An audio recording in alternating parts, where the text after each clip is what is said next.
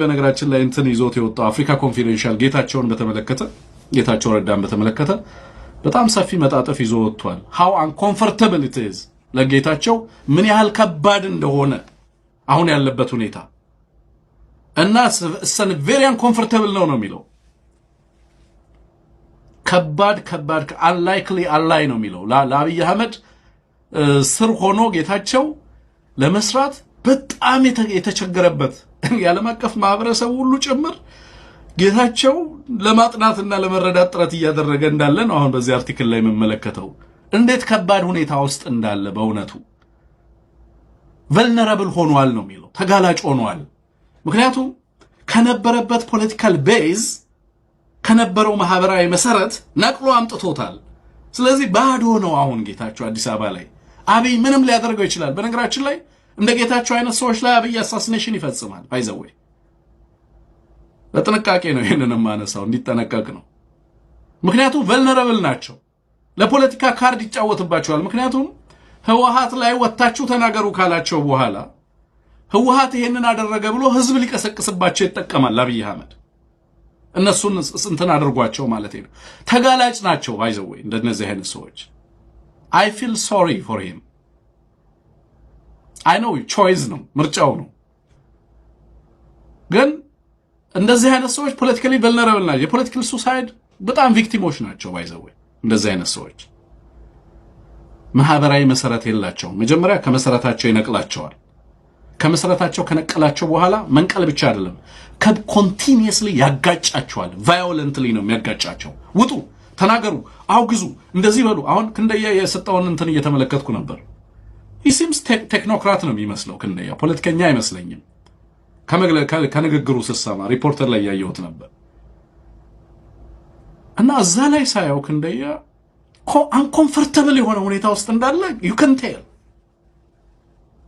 ፈታኝ ሁኔታ ውስጥ ነው የገቡት። በቃ እዚህ ከመጣችሁ ተናገሩ፣ ውጡና ለኦህዴድ ያላችሁን ታማኝነት ካላሳያችሁ በስተቀር አናምናችሁም ነው ኦህዴድ ያዘው አቋም። ስደቡ፣ የመጣችሁበትን ማህበረሰብ የነበራችሁበትን ትግል አዋርዱ። ለዚህ እኮ ነው ከአብይ አህመድ ጋር ድርድር ማድረግ አትችልም። ባይዘው ሰረንደር ማድረግ ነው የምትችለው። ፓውሎ ፌሬራ የሚባል አንድ ብራዚላዊ ሶሲዮሎጂስት አለ እና አንድ ኦፕሬሰር፣ አንድ ጨቋኝ አንድ ሰው ጋር አንድን ሰው ወደ ሰላም ስምምነት ሲጠራ ዲያሎግ እናደርግ ብሎት አይደለም የሚጠራው። ኦፕሬሰር ሲጠራ ሰላም ነው፣ የሰላም ኦፈር ሲያደርግ ሰረንደር አድርግ እያለ ነው የሚልህ። ለአብይ አህመድ ፕሪቶሪያ ተርምስ ኦፍ ሰረንደር ነው። ኢትስ ኖት ተርምስ ኦፍ ፖለቲካል አግሪመንት አይደለም። ይኸውላችሁ ስምምነቶች ግጭትን ወደ ዘላቂ ሰላም አሸጋግረው ፖለቲካዊ ድልን ነው የሚያጎናጽፉት። ከአብይ አህመድ ጋር የሚስማሙት ሁሉም በነገራችን ላይ በጥሩ ዋጋ ተገዝተው ሰረንደር የሚያደርጉ ኃይሎች እንጂ ወደ ፖለቲካል ሰትልመንት የመጡ ልሂቃን አይደሉም። አብይ አህመድ አንተ ጋም እኔ ጋም ሌላም ጋር ሽማግሌ ከላከ የሚልከው ምን ብሎ ነው? ግባ፣ የምትፈልገው ይደረግልሃል ነው የሚልህ። አዚፍ you don't have የጋራ ኮዝ እንደሌለ፣ ህዝባዊ አጀንዳ እንደሌለ። ከዛስ በተናጠል አንተን ይገዛሃል። ከተገዛ በኋላ ከማት እንጠላለ? ከነበረ ማህበራዊ መሰረት ትነጠላለ። ከማህበራዊ መሰረት ተነጥለ ግን ተገዝተ ሄደ እዛ ዝም ማለትና ቁጭ ብለ አትበላም። ልክ እንደ እግር ኳስ ተጫዋች ነው። በትራንስፈር ዋጋ ነው የምትገዛው። ከተገዛ በኋላ ለአብይ መጫወት አለው። ለአብይ አህመድ መጫወት ደግሞ is really painful። የነበርክበትን ማዋረድን ይጠይቃል። ዞረ ህዝብህን መስደብ ይጠይቃል። የመጣህበትን የህዝብህን ትግል የጓዶችን መስዋዕትነት ማዋረድን ይጠይቃል። ያ አንኮምፎርታብል ነው። ህግ ለተማረ ሰው፣ ሎጂክ ለሚያውቅ ሰው፣ ፖለቲካል ፊሎሶፊን ሞራል ፊሎሶፊን ላጠኑ ሰዎች ከባድ ነው። ራስንና በዛ ጊልት ማይንድ ውስጥ መኖር በጣም ከባድ ነው።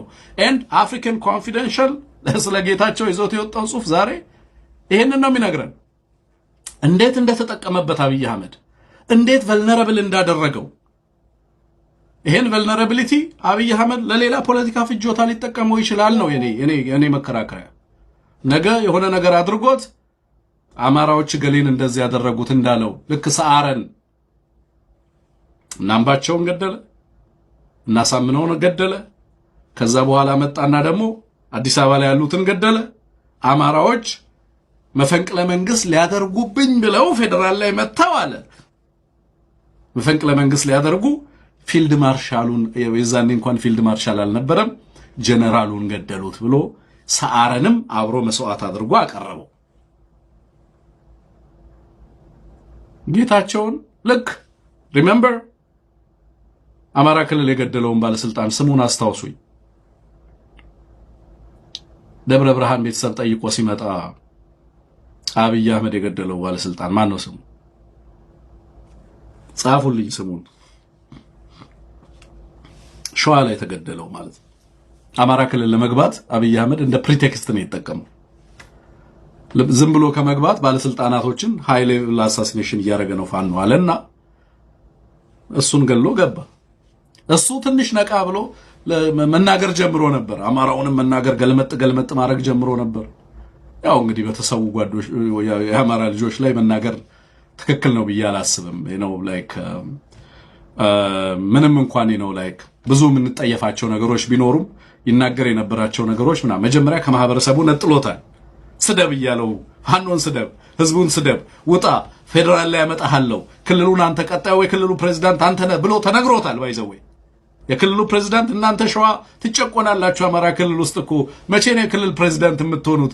ክልሉ ስልጣኑን የሚይዙት እኮ ከንተንና ከንተን የሚመጡ ናቸው አብዛኞቹ ብሎ ነግሮታል። አንተ ነህ የምትሆነው ብሎታል በተናጠል። ግርማይ ሽጥላ ቴንክ ዩ ክልል ፕሬዝዳንት ሆናለህ ተብሎታል። ተናገር፣ ክልሉ ልዩ ኃይል ትጥቅ አስፈታ፣ ፋኖን ስርዓት አሲዝ፣ you are the next generation leader። እንዳንተ አይነት ጀግና አላየንም አለው አብይ አህመድ። ከዛስ ኮንፊደንስ ተሰማው፣ ወጣ፣ መናገር ጀመረ። ከዛስ መቱት እና አብይ አህመድ ምን አሉ? ፋኖ ገደለው አሉ። አላጣራም። እስከዛሬ ድረስ በሱ ደም የተጠየቀም አካል የለም። ግን አማራ ክልል ለመግባት ምን ሆነ? ፕሪቴክስት ሆነ። ወታደሩን አማራ ለማዝመት ምክንያት አድርጎ ገባበት። ተመሳሳይ ሌሎች ባለስልጣናትም ከማህበረሰባቸው የሚነጥላቸውን ግለሰቦች ነገ እንትና እንደዚህ ያደረጋቸው፣ እገሌ እንደዚህ ያደረገ፣ ህዋት እንደዚህ ያደረጋቸው ብሎ እነዚህን ግለሰቦች ሊመታ ይችላል አብይ አህመድ። ቢካውዝ እና ጫሉን አሳስኔት ለማድረግ አብይ አህመድን የያዘው ነገር አልነበረም። ምንም የከለከለው ነገር አልነበረም። እነ ኢንጂነር ስመኘውን መስዋዕትነት አድርጎ አቅርቧል። ግድቡን እያስተጓጎልኩ ነው ትረስት ሚ እያለ ቃል እንዲገባ ያስገባቸው ሀገራት ነበሩ። አብይ አህመድ ገና ብዙ ጉድ የአብይ አህመድ በነገራችን ላይ ከአብይ አህመድ በኋላ የሚወጣ ይመስለኛል በጣም በርካታ ጉዳይ